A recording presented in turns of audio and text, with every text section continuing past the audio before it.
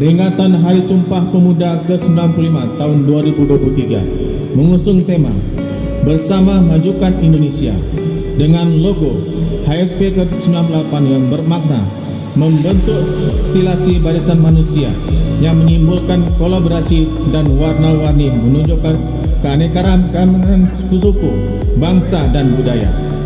Heterogenitas tersebut sebagai sumber kekuatan dalam memajukan Indonesia.